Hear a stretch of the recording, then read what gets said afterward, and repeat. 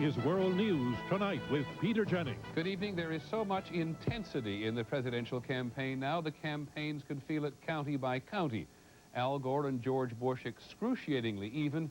In state after state, it could go either way. Crucial decisions being made almost hourly about where to go, what to say, to whom, where to spend money on television advertising.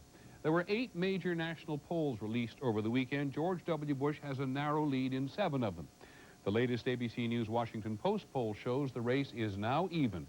47% for Mr. Gore, 47% for Mr. Bush, and 3% for Ralph Nadar. And we're going to begin tonight with that 3% for Ralph Nadar, because that's where Al Gore's mind was today as he campaigned in the Pacific Northwest. And ABC's Terry Moran is, as always, with him. Terry.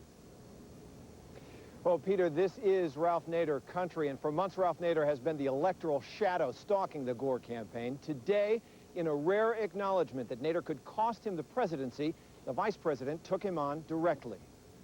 On board Air Force Two, Al Gore tried to reach out to disaffected liberals who may be considering voting for Ralph Nadar. My task is not to tell those people that that a vote for Nader is a vote for Bush. That may be true, but my task is to convince them to vote enthusiastically for me and for what I represent. And as he stumped in Oregon and Washington, where polls show Nadar doing well, the vice president tried to sharpen the contrast in the election and appeal to Nadar's supporters by raising a hot-button issue. Don't let anybody tell you that it makes no difference who appoints the next 3 justices of the Supreme Court. Gore strategists admit there are a handful of states where a good showing by Nadar could tip the balance to Governor Bush, including Washington, Oregon, Minnesota, Wisconsin, Michigan, and Maine. That's 61 electoral votes.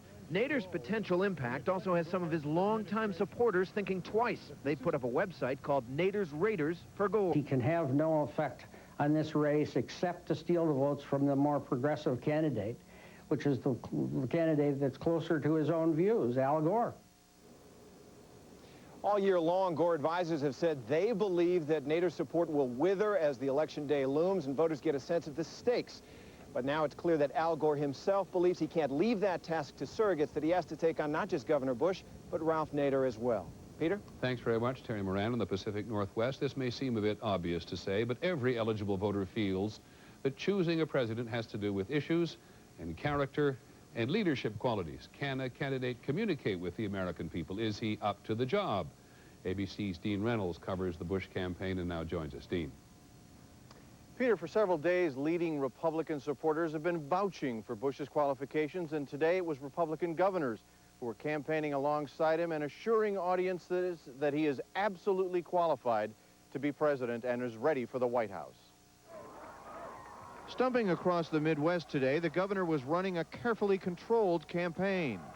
To guard against making mistakes on his chosen headline of the day, Bush is now using teleprompters more often. He's adopted an uncommonly serious demeanor recently and is following a new determination to avoid reporters. No press conferences to knock him off message. As a consequence, Bush's words these days come through on no increasing partisan. The Gore administration has blocked reform at every turn. Today, the message was that Bush is a reformer who alone can end the partisan bickering in Washington that blocks change. Reformers need partners, and I've got some of the best. I trust these governors, and I thank them for trusting me. To accomplish reforms, Bush will need Congress as a partner. But during this race, he has pointedly chosen not to campaign with congressmen, even leading Republicans, because they may remind voters of impeachment.